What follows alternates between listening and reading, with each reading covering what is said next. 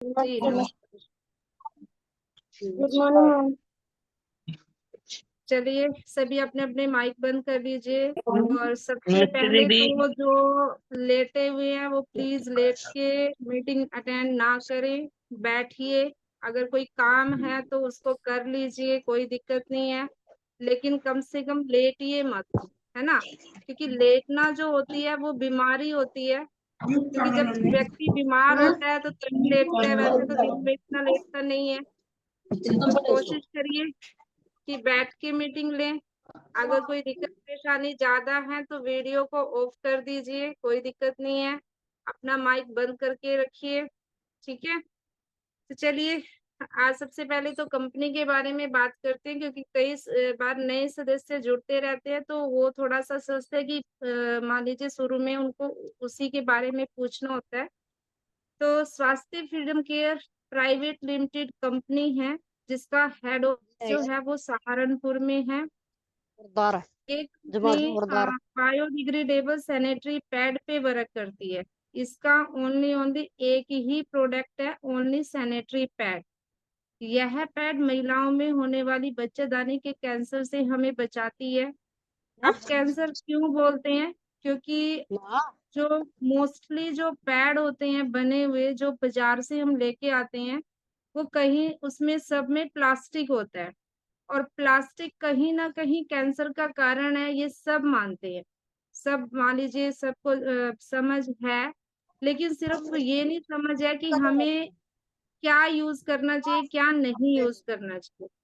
अच्छा, एक तो किस्मत जी है, मैं आपको बार बार म्यूट कर रही हूँ, आप बार बार अनम्यूट अपने आप को कर रहे हो, और फिर आपकी आवाज आ रही है। तो अब किसी ने भी अनम्यूट नहीं करना है। बाद में किसी ने अगर कुछ पूछना है तो उसका देखो, आपको हैंड रेज करा के वो आपका क्वेश्चन लिया जाता है। तो इसमें कोऑपरेट करिए, बीच में किसी का माइक ऑन मत कीजिए, ठीक है। तो क्योंकि देखो, अभी जो बता रही थी उसमें क्या हो जाता है, फिर बाधा हो जाती है, और अच्छा फ्लो भी नहीं आता, अच्छा समझ नहीं आता, भूल जाते हैं, ठीक है जी।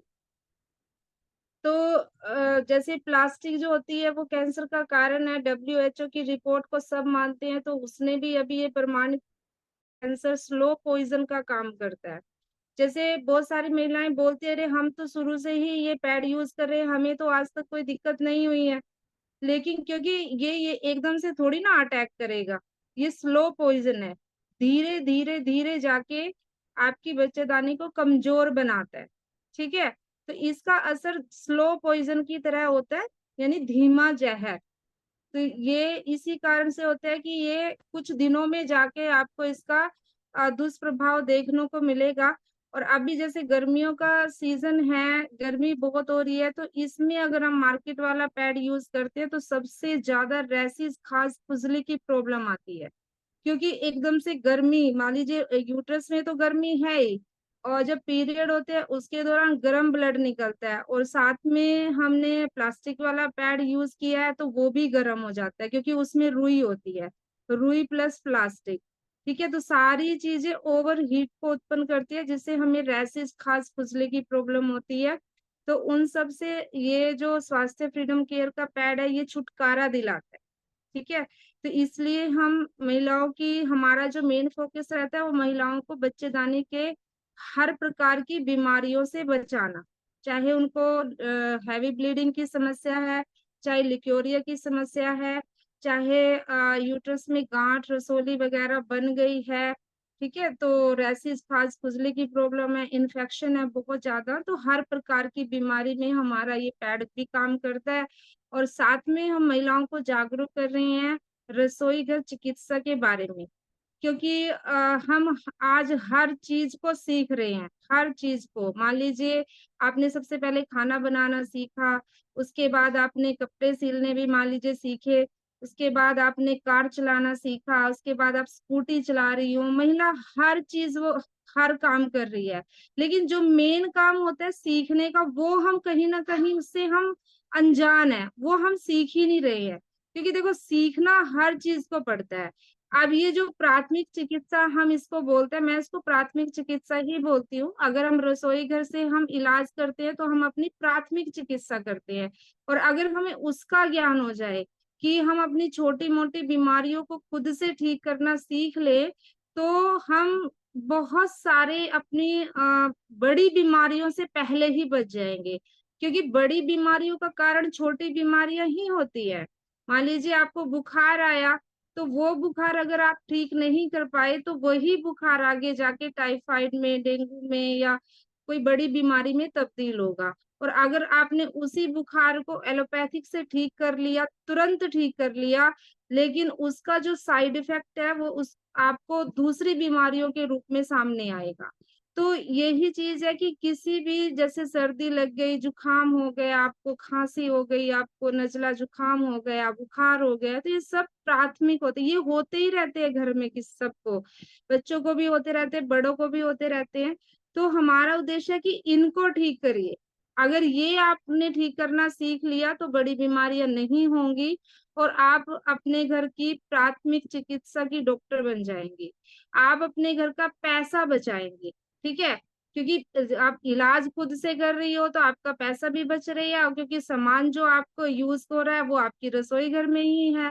तो इसलिए यहाँ पे हम प्रेरित करते हैं महिलाओं को रसोई घर चिकित्सा सीखने के लिए, कि सीखिए और अपने बच्चों को सिखाइए और अपने आस पड़ोस में भी सिखाइए, ताकि हम इतनी सारी जो बीमारियां आजकल पैदा हो रही है और जिनको हम समझते हैं कि डॉक्टर से इसका इलाज हो जाएगा, लेकिन आपने कभी सोचा कि डॉक्टर से कभी किसी बीमारी का इलाज हुआ है? चलो अब बात चलिए, तो एक बात मैं पूछती हूँ कि जैसे मान लीजिए मुझे शुगर डिटेक्ट हुआ या मुझे बीपी की बीमारी डिटेक्ट हो गई। अब मैं सबसे पहले डॉक्टर के पास जाती हूँ, तो डॉक्टर बोलेगा कि ये दवाई है, ये आपकी 20 mg की, 50 mg की, 25 mg की। तो उन्होंने एक गोली दे दी कि ये 25 mg की गोली आपने खानी है डेली। अब मैं 1 महीने बाद फिर उस डॉक्टर के पास जाती हूँ कि मैं तो डेली दवाई खा रही हूँ लेकिन समस्या तो कम ही नहीं हो रही है। आप डॉक्टर बोलेगा कि ये आपने ना मतलब सारी उम्र खानी है। और फिर कुछ दिन के बाद जाके क्या होगा, 25 mg की दवाई आपकी 50 mg की हो जाएगी, और फिर वही 50 mg की दवाई आपकी 100 mg की हो जाएगी। लेकिन वहां पे कभी ये कोई भी प्रश्न नहीं करता डॉक्टर से कि डॉक्टर साहब जब मेरी बीमारी शुरू हुई थी तभी मैंने आपसे आके ये कहा था और आपने मेरे को 25 mg की दवाई दी थी, लेकिन अब ये दवाई खाने के बावजूद बढ़ क्यों रही है, ये कम क्यों नहीं हो रही है? हमारा ये क्वेश्चन होना चाहिए। जबकि हम क्या करते हैं, चलिए ठीक है अभी 25 mg की में काम नहीं चल रहा है तो 50 mg की ले लेते हैं, और 50 mg से भी जब काम ना चले तो 100 की ले लेते हैं, और फिर 500 की आ जाती है, कई बार 1000 की भी हो जाती है। तो मतलब वहां हमारा क्वेश्चन जो होना चाहिए कि भाई ये कम क्यों हो रही है, बढ़ क्यों, मतलब कम नहीं हो रही है, बढ़ क्यों रही है?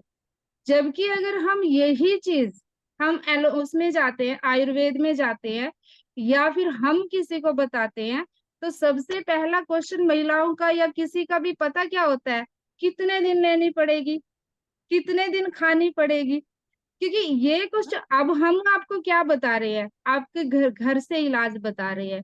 अगर या आपने पहले 8 दिन ले लिया, 10 दिन ले लिया, 1 महीना ले लिया, तो उससे आपको कोई साइड इफेक्ट नहीं होगा। लेकिन गाँव उसमें हमारा क्वेश्चन ये होता है सबसे पहले कि हमें कितने दिन लेनी है। ठीक है, लेकिन जहां ये क्वेश्चन करना होता है वहां नहीं करते हैं। तो ये इस बारे में भी आप लोग जागरूक बनिए, समझिए इस चीज को कि उनका षड्यंत्र है आपको 25 mg से लेके 1000 mg तक की यात्रा करनी, और साथ में आपका पैसा वेस्ट होना, साथ में टाइम वेस्ट होना, और साथ में आपका शरीर भी नष्ट होना। क्योंकि धीरे धीरे धीरे जाके इतना एंटीबायोटिक वो आपके अंदर डाल देते हैं कि उसके बाद आप 500 mg या 1000 mg की लेने के बाद फिर आप आयुर्वेद में आते हैं, और फिर वहां से मुझे 1 महीने में ही आराम हो जाए, तो ऐसा नहीं होगा। तो इसलिए जागरूक बनिए। सबसे पहले खुद से ही अपनी बीमारियों का इलाज करना शुरू करिए। अपने आप से करिए। अच्छा, किताबों का सहारा लीजिए ज्ञान को बढ़ाने के लिए, और जैसे यहाँ पे सिखाया जाता है तो उसको सीखिए, और खुद पे पहले विश्वास करिए, और फिर मतलब आपको रिजल्ट मिलते हैं तो उनका अनुभव शेयर करिए और फिर दूसरों को भी बताइए। तो ये होती है प्राथमिक चिकित्सा जो हम यहाँ पे महिलाओं को सिखा रही है। उसके साथ साथ महिलाओं को मतलब आगे बढ़ने के लिए उनमें बिजनेस माइंड भी स्थापित किया जाता है। अभी क्या है, मान लीजिए अभी आपको जैसे बिजनेस के रूप में भी स्वास्थ्य फ्रीडम केयर को महिलाएं कर रही है अपनी टीम बना के। ठीक है, टीम बना रही हैं। अभी आपको सबसे अच्छा ऑफर दिया गया कि आप मोबाइल स्टैंड का ऑफर क्वालिफाई करिए।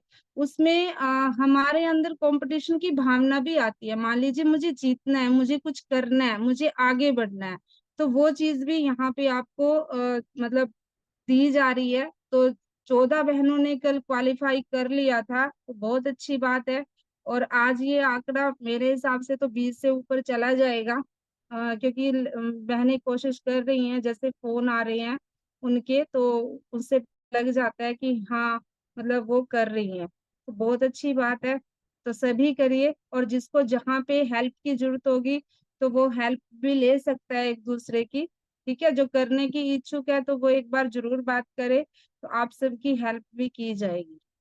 तो ये कल मैं बात कर रही थी बच्चों की जैसे आदतें। ठीक है, अब कल के टॉपिक पे आते हैं। तो उसमें शुरुआत होती कहाँ से है? सबसे पहले तो मैं आपको बताऊं, जब सबसे पहले जब हम माँ बनने के बारे में सोचते हैं। ठीक है, क्योंकि आजकल का जो कंसीविंग हो रही है, जो प्रेगनेंसी हो रही है, वो अचानक हो रही है। उसके बारे में पहले से ही कोई प्रिपेयर नहीं होता।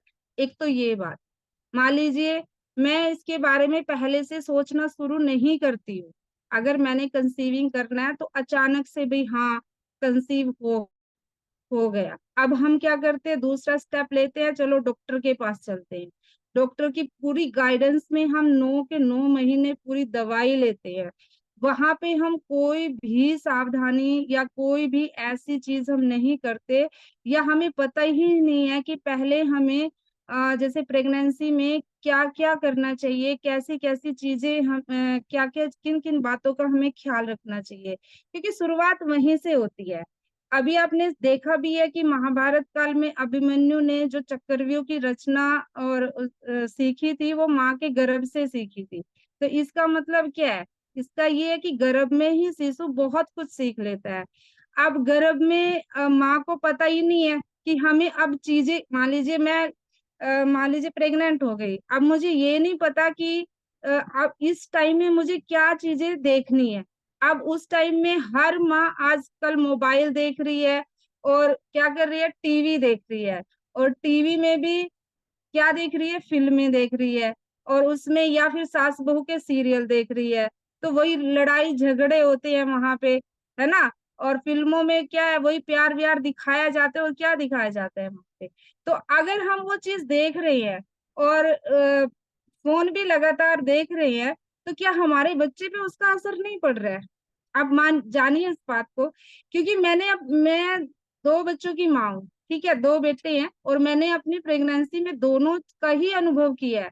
उस टाइम इतना पता नहीं था, क्योंकि मैं भी इससे बाद में जुड़ी हूँ इस चीज से। लेकिन मैंने ये अनुभव जरूर किया कि जब मैं पहली बार प्रेगनेंसी हुई थी, तब मैं बीएड कर रही थी। बीएड में मेरा सबसे जो फेवरेट सब्जेक्ट था वो था शुरू से ही मतलब मैथ। मैथ में इतना अच्छा मतलब है मेरा एक्सपीरियंस, बहुत बढ़िया।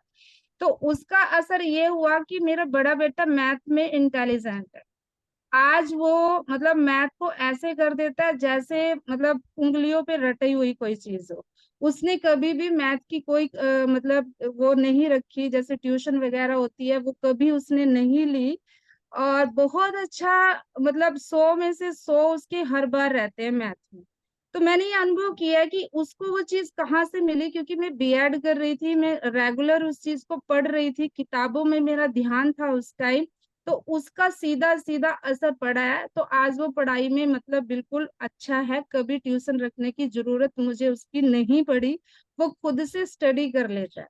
तो ये अनुभव अब आया है मुझे। अब मैं देखती हूँ ना कि कहाँ से इसके मतलब ऊपर इतना असर पड़ा, तो अब समझ में आया कि उस टाइम 9 के 9 महीने मैंने बीएड में, तो मेरा जो था वो पढ़ने का था। ठीक है, उसके बाद जब छोटे बेटे की प्रेगनेंसी हुई, तो उसमें अचानक एक ऐसी दुर्घटना हुई थी कि जो बड़ा बेटा था वो छत से गिर गया था। मतलब जैसे बसंत पंचमी पे पतंग उड़ाते हैं, तो वो छत से गिर गया था। और जब वो गिरा था तो मैंने ही उसको फर्स्ट बार, मतलब पहली बार गिरा हुआ देखा। तो क्या होता है, जिसमें माँ सहन नहीं कर पाती वो चीज, जो मैंने मान लीजिए देखा उस टाइम, तो उस टाइम मेरा बीपी बढ़ गया और मैं इसको हॉस्पिटल में लेके गई। और जैसे जो भी हुआ, तो उस दौरान मैं स्ट्रेस में आ गई थी। और स्ट्रेस में आने से अभी क्या हुआ था, 4 मंथ ही चला हुआ था उस टाइम। तो जो एक बार जो बीपी बढ़ा, उसके बाद वो 9 के 9 महीने बढ़ता ही रहा। मतलब ठीक हो गया बेटा 1 महीने के बाद, जैसे हॉस्पिटल वगैरह से आईसीयू में रहा था ये, तो ठीक हो गया। लेकिन वो बीपी की समस्या मेरी ठीक नहीं हुई। वो ठीक हुई जाके जब ये डिलीवरी हो गई। और उसी बीपी के कारण ही जो ये समस्या थी, जो स्ट्रेस मुझे आया था, उसकी वजह से मेरा जैसे नॉर्मल डिलीवरी भी नहीं हुई थी, ऑपरेशन से ही वो मतलब बच्चा हुआ था। तो उसका असर अब ये है कि मेरा छोटे वाला बेटा, अगर उसको गुस्सा आ जाता है ना, तो वो बहुत मतलब जल्दी से इस हाइपर हो जाता है, बहुत हाइपर। मतलब अभी वही असर है उसके अंदर।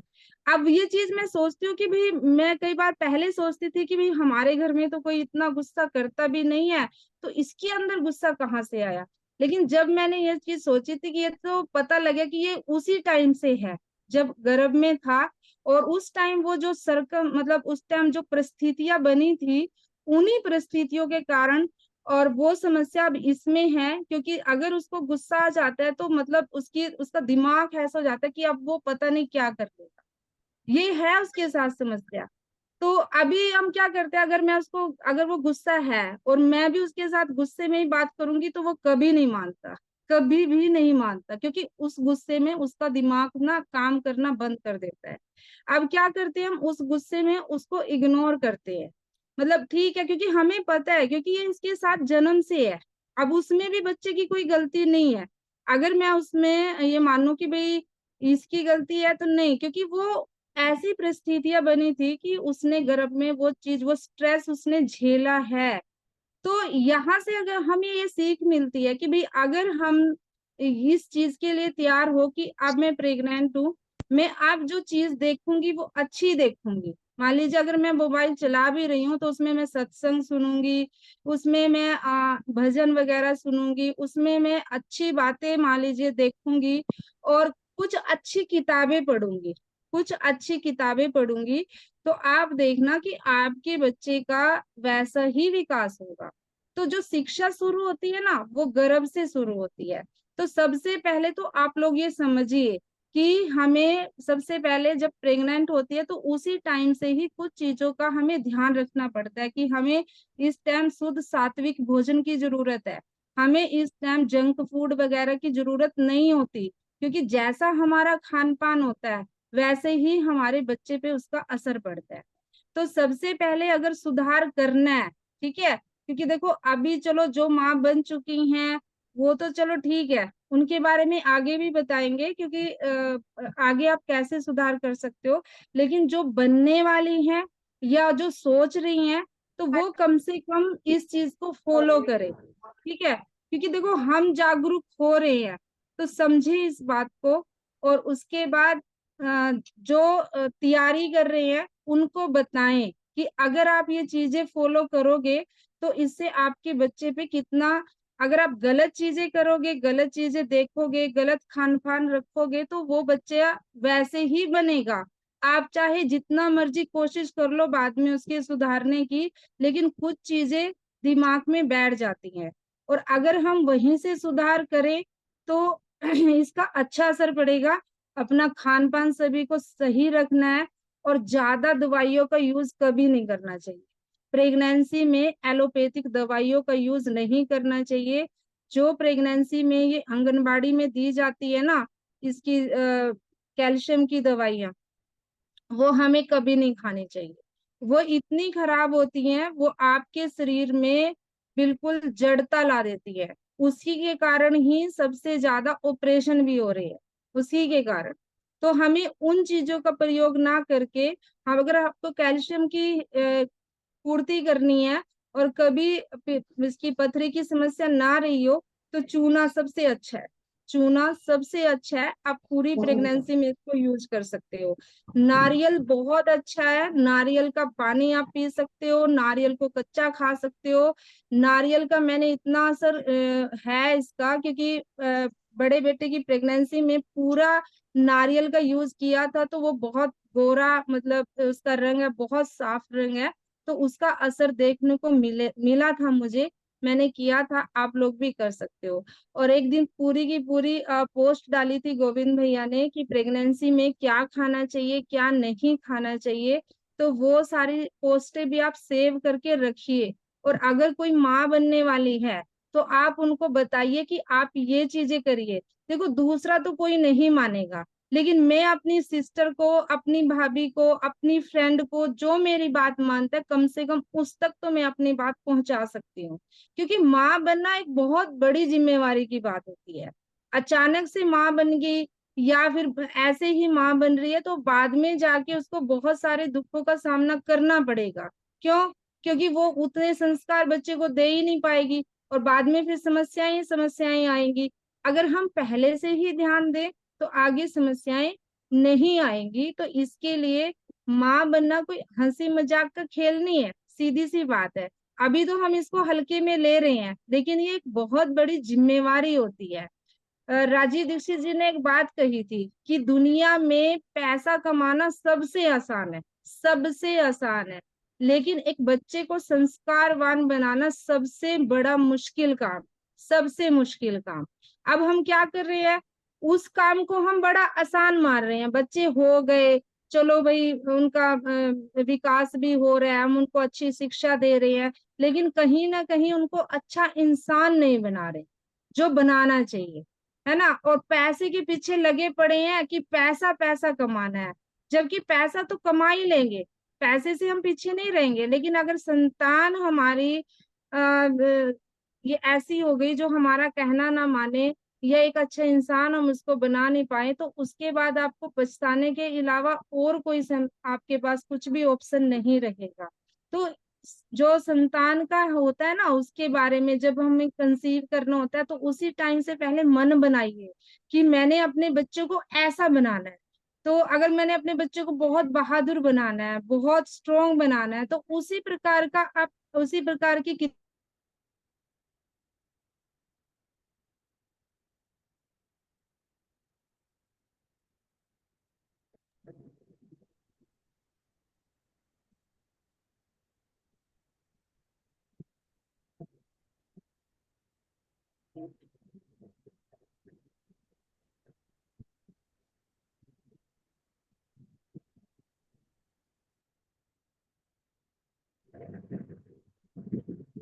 करेगी, या फिर वो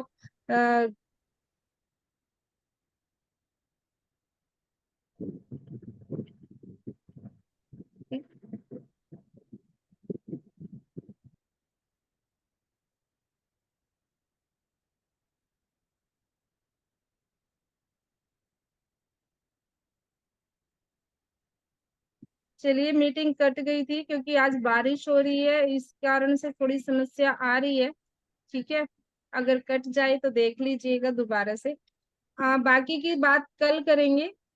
अभी आपने सिर्फ बेसिक समझा, ठीक है, तो बेसिक समझिए कि हमें प्रेगनेंसी से ही इस चीज को ध्यान रखना चाहिए कि हमें क्या देखना है, क्या सुनना है। और जो पोस्ट भेजी थी प्रेगनेंसी के ऊपर, वो बहुत अच्छी हैं।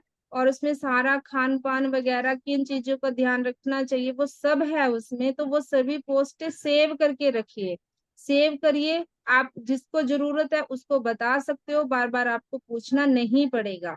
तो इससे आगे की बात फिर कल कर देंगे, क्योंकि ये एक बहुत बड़ा टॉपिक है। ठीक है, बहुत बड़ा टॉपिक है। अब बात करेंगे जन्म के बाद क्या करना चाहिए, जन्म करना चाहिए, मतलब कैसे बच्चों की परवरिश करनी चाहिए, किन चीजों का ध्यान रखना चाहिए, वो हम कल की उसमें कल के सेशन में बताएंगे। और आपसे बातचीत भी करेंगे। अभी अगर किसी का कोई क्वेश्चन है तो वो कर सकता है। प्रियंका जी। नमस्कार मैम, नमस्कार सभी बहनों को। जी मैम, मेरा नमस्कार। इसी तरह का क्वेश्चन है, मतलब जब मेरे को कंसीव हुआ था ना बेबी, तो भी मुझे मतलब पता था, मुझे मेरे को तो पता था भाई अब हमें करना, क्योंकि मेरे हस्बैंड तो पहले ही बोलते थे कि स्टार्टिंग में ही करेंगे। उनकी रिलेटिव में ना एक दो को मतलब ऐसे 1-2 साल छोड़ के रखोगा, वे अभी नहीं करेंगे, अभी इंजॉय करेंगे। तो मतलब रहा नहीं, तो वो मेरे को पहले बोलते थे स्टार्टिंग में ही बेबी करेंगे। तो मतलब इतना ज्यादा तो मेरे को नहीं पता था, बस ये तो पता था भी करेंगे। तो मेरी सास बोलती थी भाई रामायण पढ़ लेकर, मैं पहले फोन देखती थी। मतलब वो कैंडी क्रश वगैरह गेम थी, वो खेलती रहती थी। मेरी सास बोलते ये चीजें नहीं करे कर, तू रामायण पढ़े कर भाई। तो मेरी सास ने गाँव गली में फिरते बुक बेचने आ रहा था, उस पे से रामायण ली। मन अभी अच्छा लगा भाई, ली तो मैंने पढ़ी हुआ पूरी उसमें। तो मतलब कहीं ना, और एक मैं भी उस टाइम बीएड कर रही थी जी, बीएड भी कर रही थी मैं। कभी फ्री होके हम्म। मतलब गेम वगैरह खेल ली थी। तो उस चीज के लिए मना करती थी भाई ये चीजें नहीं करे कर, इससे ठीक तो तू फ्री टाइम में बुक पढ़ लेकर। तो मतलब मैं हम्म। उसका परिणाम देख रही, मेरा बच्चा हर तरह से ठीक है, पढ़ने में भी, एक्टिविटी में भी हर तरह से ठीक है। तो मेरे रिलेटिव में मेरी एक बहन है, वो प्रेग्नेंट है, उसको क्या हुआ, टाइफाइड मलेरिया की वजह से दिक्कत हो गई थी, चिड़चिड़ा वो हो गया। तो वो जैसे छोटे बच्चे करते हैं ना भाई, उसका हस्बैंड केयर करता है तो उस पर नखरे दिखाना, इस तरह से वो मेरे को खुद खुद बता रहे थे भाई, मेरे को गुस्सा लग गया, अरे मैं इस भाई हमारे बीच में भी वैसी बात नहीं रही जैसी होती है। तो मैंने उसको बताया भाई इस टाइम पर तेरे को गुस्सा बिल्कुल नहीं करना, तो उसको भी सजेस्ट करी बुक। तो मैंने उसको गिफ्ट दी, मतलब खरीद के, अपने वाली नहीं दी क्योंकि वो हमारे घर में मंदिर में है। तो वो पढ़ के वो कह रही है भाई बहुत प्रभाव है, खुद से कह रही थी भाई इस चीज का बहुत फर्क है। भाई मेरे को गुस्सा नहीं आता कुछ, तो वो ठीक होगी। मैंने उसको अमृत धारा दी थी एलर्जी के लिए, एलर्जी भी होगी थी हम्म। उसको, मतलब दवाइयों की हम्म। गर्मी से, उससे भी बहुत ठीक हम्म। हुआ। उस बुक से भी मतलब उसके विचार बहुत पवित्र है, वो ठीक है। तो इसका तो देखो मतलब बहुत प्रभाव पड़ता है। और एक मैम ने ये था कि मेरी एक फ्रेंड को रसोई हो गई है मतलब पानी की। तो उसको हम्म। वो 2-3 महीने से दवाई खाई, उसने पहले मेरे को बताया नहीं। ना ही वो मतलब मेरी काफी पहले की फ्रेंड है, कांटेक्ट में है पर बात नहीं होती थी कभी। तो वो ये देखती थी, अब देखती थी तो उसने उसके मन में दिमाग में बैठे उसने फोन किया, आज ही फोन किया मेरे पास। तो उसने मेरे को रिपोर्ट भेजी भाई ये रिपोर्ट ऐसे ऐसे करके, और मेरे को भी बता भी मैं भी यूज करूंगी, तो प्रोसीजर बता पैड का। तो फिर उसको बोला भी चलो मैं आपकी रिपोर्ट अपनी दीदी के पास भेजूंगी, और वो आपको बता देगा अगर अलग से भी कुछ है तो, लेकिन भी इस पैड से ही आपकी पानी की तो आप टेंशन नहीं ले रहे हो, इससे ही ठीक हो जाएगी। तो मैंने मतलब स्टेटस लगाने की वजह से देख के फिर कांटेक्ट किया, और मैंने आपके पास वो रिपोर्ट सेंड कर दी है। आप मैम देख लेना, थोड़ा अगर कुछ लगे तो फिर वो भी बता देना। थैंक बिल्कुल। You ma'am. आपको और ये बहुत अच्छा बताया आपने कि सच में प्रभाव पड़ता है। आप सजेस्ट ऐसे ही करना है, अगर आपने वो अनुभव लिया है तो आप अपने आसपास वालों को बताइए उस चीज के बारे में, ताकि उन किसी को नहीं पता होता है और हमारे मान लीजिए बताने से अगर किसी में सुधार आता है, देखो बहुत अच्छी बात है। और दूसरी आपने जो रसोली वाले की पूछी, तो इसमें क्या करिए, आप उनको बताइए कि मसाज करिए जैसे बताते हैं अरंड के तेल से, और सिकाई भी करिए, साथ में पैड यूज करिए। और जब क्या होते हैं पीरियड होते हैं तो उस दौरान भाप लीजिए। और बाद में जैसे वो बताया था आपको अनीमा क्या इसको योन, ठीक है, वो करेगी तो 2 महीने, क्या 2 महीने में पूरी तरह से ठीक हो जाएगी, क्योंकि क्लींजिंग बहुत जरूरी है।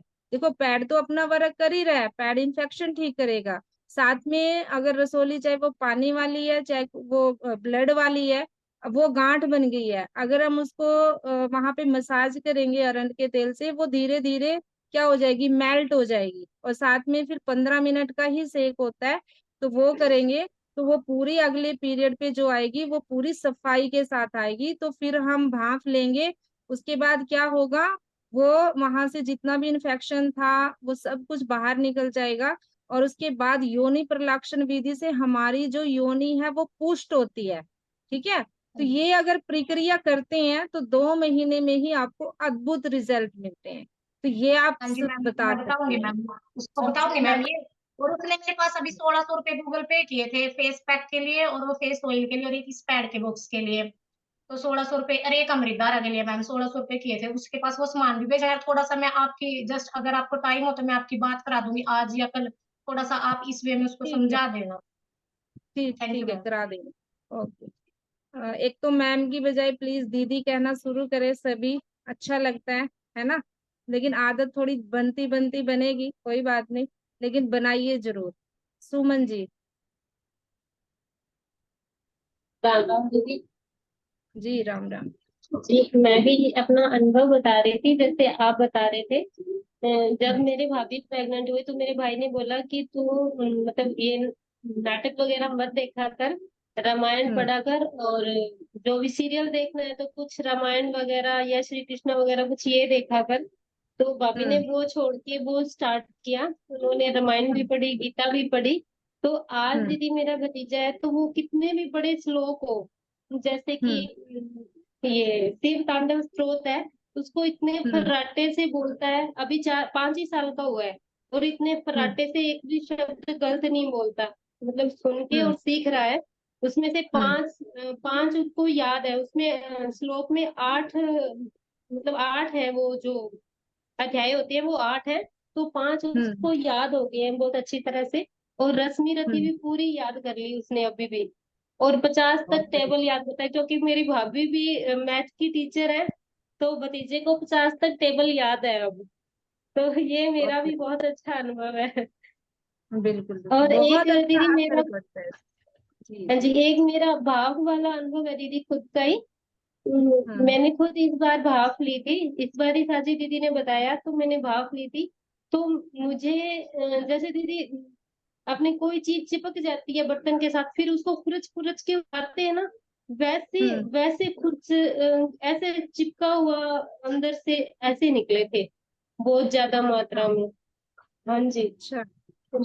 और भाप तो मैंने 2 ही दिन ली थी, ज्यादा ले भी नहीं पाई, और वो ही 5 7 मिनट ली थी, लेकिन उसके असर बहुत था दीदी। तो सभी बहनों को बहुत बताना चाहूंगी कि भाप तो जरूर लें सभी। बिल्कुल बिल्कुल। और इतनी मतलब इतना रिलैक्सेशन मिलता है, जैसे मान लीजिए योनि हमारी उस टाइम बहुत काम करती होती है और नीचे से ना भारी भारी लगता है, और जब हम भाप लेते हैं ना तो इतना रिलैक्स होता है, जैसे मान लीजिए कोई वजन उतर गया हो। मैंने खुद अनुभव किया है कि ऐसा लगता है। तो ये तो फ्री की है, इसमें क्या करना है, कुछ भी नहीं करना। 1 चम्मच अजवाइन लिया, 3 4 लौंग डाल ली पानी में, और 1 लीटर पानी उबाल लिया, और बाद में सिर्फ 15 मिनट आप भाप लीजिए बैठ के, और आपको बहुत अच्छी फीलिंग आएगी और बहुत अच्छा इसका असर होता है। तो ये सभी करिए, और एक दिन फिर दोबारा से इसके ऊपर एक सेशन ले लेंगे, ताकि अगर कुछ रह गया, कुछ समझ में नहीं आया या कहीं कोई गलती हो रही है तो उसको सुधार सके। तो इसी के ऊपर सिर्फ क्लींजिंग कैसे करते हैं यूट्रस की, तो एक पूरा सेशन ले लेंगे, ताकि एक बार फिर से रिपीट कर दे, ताकि बहनें फिर दोबारा से उस चीज को अच्छे से समझ ले और दूसरों को बता भी दे। बहुत बढ़िया सुमन जी, आपने अपना अनुभव शेयर किया, बहुत अच्छा लगा। और सच में प्रेग्नेंट लेडीज जैसा खान पान करेगी, जैसा सुनेगी, जैसा देखेगी, जैसा बोलेगी, उन सबका असर पड़ता है, सबका। तो ये बात बहुत है कि अगर शिक्षा गर्भ से ही मिलनी शुरू हो जाए तो देखना वो बच्चा कितना स्मार्ट बनता है और कितना होशियार बनता है, जो हर माँ चाहती है। हर माँ चाहती तो यही है कि मेरा बच्चा सबसे अलग हो, सबसे इंटेलिजेंट हो, लेकिन उसके लिए वो इफोर्ट नहीं करना चाहती, उसको पता नहीं है। कई बार ये भी चीज होती है कि पता नहीं होता, हम ये नहीं मानते कि भाई हर किसी को पता होता है, लेकिन अगर उसको सही गाइडेंस मिल जाए तो वो बहुत अच्छा कर सकती है। कोमल जी। नमस्ते दीदी। जी नमस्कार। दीदी मैं भी अपना ही जो शेयर कर रही थी, जो मेरे घर बीती है। मेरे बड़ा जी लड़का है, बताइए। वो भी अच्छी तरह है, वो तो अच्छी तरह बिल्कुल ठीक है, नॉर्मल है। जो मेरा छोटा हम्म बच्चा है ना, वो थोड़ा हम्म उसमें वो बहुत ही कम बोलता है। मैं अभी बोलने लगा, अभी बोलने भी लगा, यानी कि थोड़ा थोड़ा लगा है बोलना, अभी 6 साल का हो गया है वो। मैंने भी ना ये गलती की है मैम, क्योंकि मैंने टीवी देखती थी, वो पिक्चर जो जो बजरंगी भाईजान था ना, फिल्म थी ना, वो मैंने 2 3 बार देखी। मैं उसके अंदर एक मुन्नी लड़की थी, वो बोलती नहीं। मैंने अब आपकी बात हाँ। सुन के ना मुझे मुझे खुद फील हुआ कि मैंने भी ये गलती की है मैम, बहुत ही बड़ी गलती की, क्योंकि घर में कोई बड़ी नहीं थी, सास नहीं थी, घर में कोई ना जेठानी थी, ना कोई नन थी, यानी कोई भी नहीं थी, मैं अकेली थी, कोई बताने वाला भी नहीं था। बस इसी वजह से सही ना बात। मैं खुद फील कर रही कि मैंने खुद गलती की है। मेरे मेरे बच्चा और बहुत रहा है उसके लिए। अरे, आप चिंता मत कीजिए, इसका भी आपको कुछ ना कुछ सोल्यूशन जरूर बताएंगे। और सबसे बड़ी बात यह है कि आपने ये समझ लिया कि मुझसे गलती कहाँ हुई है। अब हाँ आप जी। जिस भी बहनों को मान लीजिए अगर कोई ऐसी सिचुएशन में हो तो प्लीज गाइड जरूर करिएगा, क्योंकि आप तो बता दोगे, लेकिन उस टाइम बताने से ना उसके मन पे जरूर असर होगा और वो सोचेगी और वो उसमें सुधार भी जरूर करेगी। और कोमल हाँ जी, जी। आप मुझे पर्सनल में अपने थोड़ी सी बच्चे के बारे में डिटेल लिख के भेजिएगा, तो उसके बारे में मैं आपको बताऊंगी गोविंद भैया से पूछ के। और फिर आप मतलब शुरू करिए वो चीज और सब ठीक हो जाएगा, सब बढ़िया हो जाएगा। आप हाँ जी, यहाँ बस जुड़े हैं, हमारे साथ जुड़े हैं, तो चिंता मत करनी है। ठीक है, हाँ सारी जी, चिंताओं का हरण करना है यहाँ पे। हाँ जी, ठीक है मैंने कोमल। आपकी बात सुनी ना, तो मैंने भी फील हुआ कि मैंने भी गलती की है। को उस टाइम कुछ नहीं था, मैं फोन नहीं देखती, मैं फोन से मैंने वो थी, यानी कि जब फोन देखती थी ना तो मुझे ना अजीब सा, मैं उस समय मैंने फोन बंद करके रख दिया था उस टाइम। मैं कुछ देखती, हम्म मैंने के फील हुआ था, मैंने कुछ बस टेलीविजन देखती थी, क्योंकि उस टाइम में मैं अकेली थी, मैं फ्री टाइम में सिर्फ यही करती थी, मैं चल वो टेलीविजन ही देख लो या काम को ले दिया, काम लग जी करते तो कुछ नहीं होता था। मैं चल फ्री टाइम में कुछ अकेली थी, यानी कि यदि कुछ दो बंदे होते यानी बातचीत भी कर ले, अकेली थी, तो इसकी वजह से हम्म बस मैं टीवी देखती रहती थी फ्री टाइम में। तो मैंने फील कोई हुआ। बात नहीं, आपकी समस्या मैं का और हल बहनों किया से। जाएगा। ठीक है, आप चिंता मत करिए और आप मुझे डिटेल में लिख के भेजिएगा। ठीक है। हाँ जी, हाँ जी। पूजा राठी जी। हाँ मैम। पूजा राठी जी। हेलो मैम, मुझे एक पूछना था कि मेरी बच्ची को है ना कि जुकाम बहुत ज्यादा रहता है। मतलब थोड़े दिन होते हैं वापस जुकाम बहुत हो जाता है, तो उसके लिए मैं क्या इलाज करूँ? कितने कितने साल की है? वैसे 15 साल की है मैम। आपकी बेटी 15 साल की है? जी हाँ। ठीक है, भैया बता देंगे उसका इलाज, आप देख लेना यहाँ पे। ठीक है। अ, नाक नाभि तलवों में सरसों का तेल डालें। ठीक है, हम्म, ये आप देख हम्म, लेना। और ये जैसे नाक में भी डाले और नाभि में भी डाले। और एक गंडूश क्रिया आती है इसके लिए, सुमन जी ने कई बार बताया भी है।